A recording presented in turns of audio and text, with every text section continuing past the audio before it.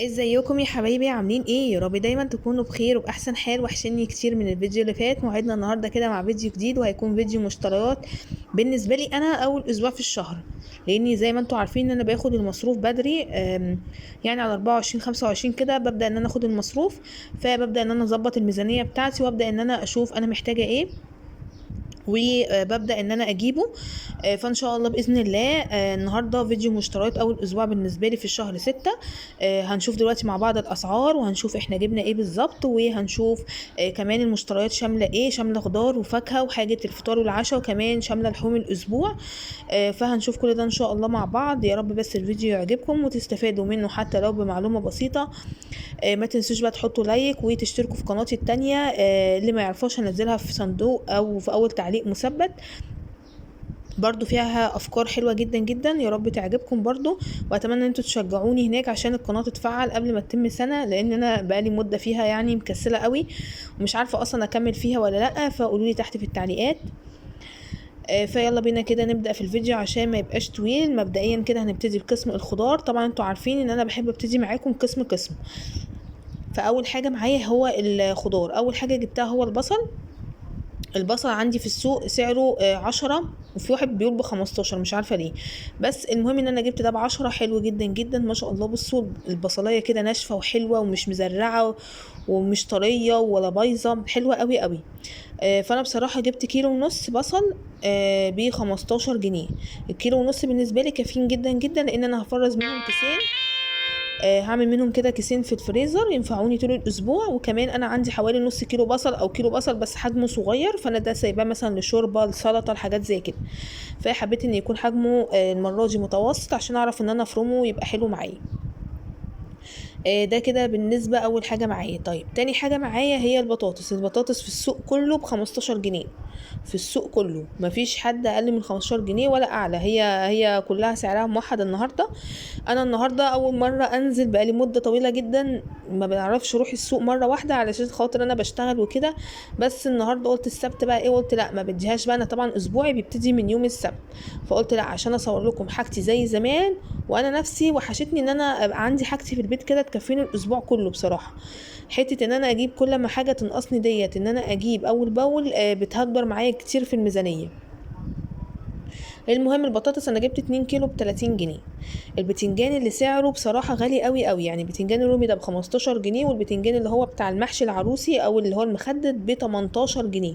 فمش عارفه ليه بصراحه اسعار البتنجان غاليه قوي كده.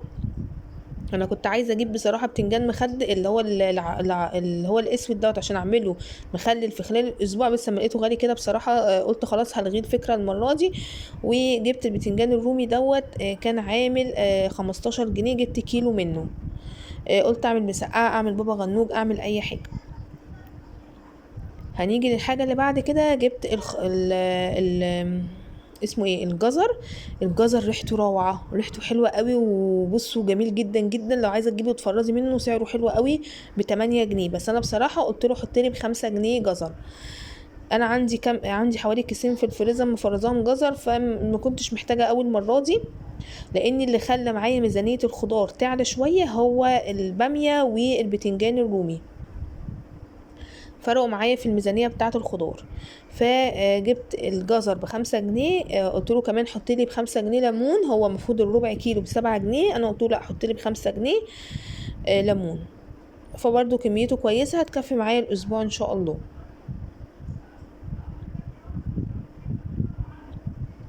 لو وصلتي معايا لحد هنا ما تنسيش تحطي لايك ودعوه حلوه، كمان كومنت جميل كده زيك تحت في التعليقات على الفيديو. واسفه جدا بقى على الايموشن اللي كل شويه بيظهر ده، لاني فعلا انا مش عارفه التصوير ما كنتش واخده بالي منه خالص. بصوا بقى الباميه، انا كان نفسي بقالي مده رايحه للباميه وانا مش مفرزه عندي باميه. فقلت انا الاسبوع ده عايزه اعمل صنف طبيخ، وان شاء الله باذن الله هكتب معاكم منيو الاسبوع، بس هينزل لكم بقى على قناتي التانية ست البيت. مش عارفه ليه لما ببحث عنها في اليوتيوب ما بتظهرش، مش عارفه ليه. فانا هحط لكم لينك القناه في اول تعليق مثبت. وساعات بحط كمان الفيديوهات بتاعتي بتاعت القناه التانية في المنتدى، فبصوا خشوا كده على المنتدى هتلاقوها.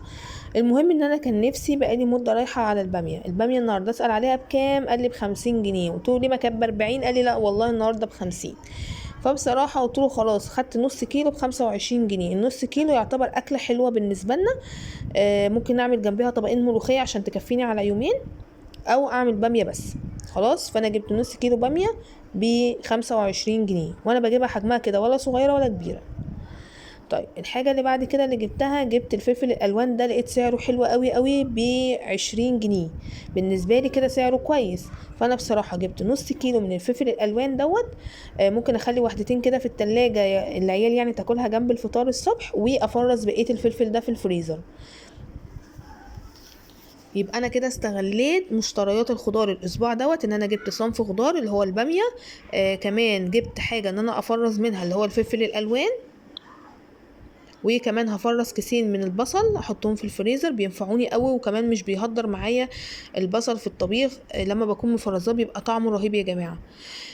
فجبت نص كيلو ب10 جنيه. جبت كمان الخيار ده كان ب10 جنيه، انا جبت نص كيلو ب5 جنيه. مش عارفه ليه كله كده تخين وقصير، بس يعني حلو شغال. فانا جبت نص كيلو ب5 جنيه. انا كنت زمان ايام البركه وايام الرخص، كنت دايما في مشتريات الاسبوع ديت كنت بجيب صنفين من الخضار. بس بما ان الحاجه بقت غاليه نار، فانا كنت ناويه اجيب كوسه بصراحه. فلما شفت الباميه قلت لا، انا هجيب الاسبوع دوت باميه. جبت كمان حزمه الجرجير دي ب2 جنيه. مش عارفه هي مفيهاش اصلا جرجير، بس ما علينا. انا جبت حزمه كده بتنفعني في الفطار.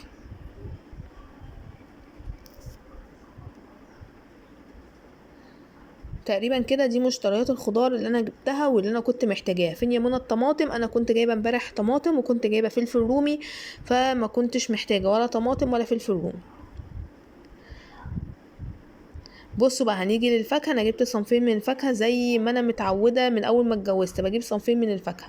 لقيت التفاح ده نزل، اللي هو التفاح البلدي، انا بعشقه يا جماعه، بحبه جدا جدا. لقيته ب30 جنيه، انا جبت كيلو منه. حاولت ان انا انقيه كده اللي هو مدي على اورنج شويه علشان يبقى مسكر وطعمه حلو. فانا جبت كيلو من التفاح ده ب30 جنيه. ده كده اول صنف معايا من اصناف الفاكهه.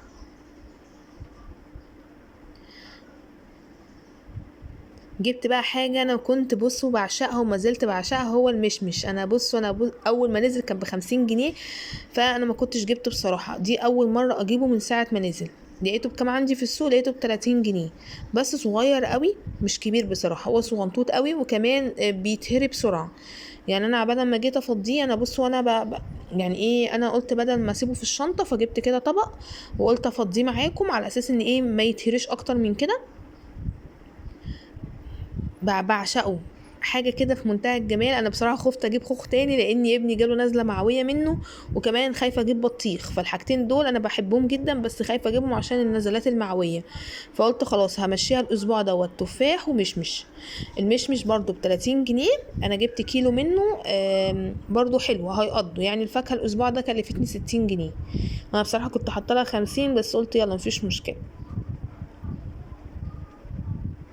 كل حاجة اصلا بقت غالية، والواحد بيبقى يعني، انا عن نفسي ببقى مقسمة اقسام، بكل قسم ليه ميزانية معينة، بنزل تحت بتوه. المهم ان انا بجيب كل حاجة انا محتاجاها وخلاص، ده اللي بيفرق معايا اكتر دلوقتي. جبت كمان الرز البسمتي دوت. انا جبت ربع كيلو ب15 جنيه، الكيلو منه ب60 جنيه، جايباه من عند العلاف. قلت ربع كيلو على قد اكله كده في الاسبوع. هعمل بقى جنبيها، هنشوف دلوقتي بقى ايه، يعني هبقى اقول لكم بقى على المنيو الاسبوع، وزي ما قلت لكم هنزل لكم على قناتي التانية. فاللي حابب بقى يروح يشترك فيها ان شاء الله باذن الله هنزل عليها كمان ميزانيات. يعني هحاول اخليها كده تخصص ميزانيات ومنيو الاسبوع. فقولوا لي كده وقولوا لي برضو رايكم. وان شاء الله باذن الله هستناكم هناك. طيب بالنسبه بقى لحاجه الفطار والعشاء، انا جبت كيس لبن بخيره دوت ب20 جنيه، دوت اللي هو النص كيلو. كمان جبت مربى فيتراك اللي هي المشمش دي، قليل اول ما بلاقيها، بس دي الحجم اللي هي الصغير اللي هي تقريبا 220 ملي. حلوة جدا جدا، كانت عاملة 27 جنيه. اهو 220 جرام. دي كانت عاملة 27 جنيه. انا الحمد لله عندي جبنة في التلاجة. وكمان انا قلت عايزة اجيب بيض من الراجل اللي جنب البيت، بس لحد الان قافل.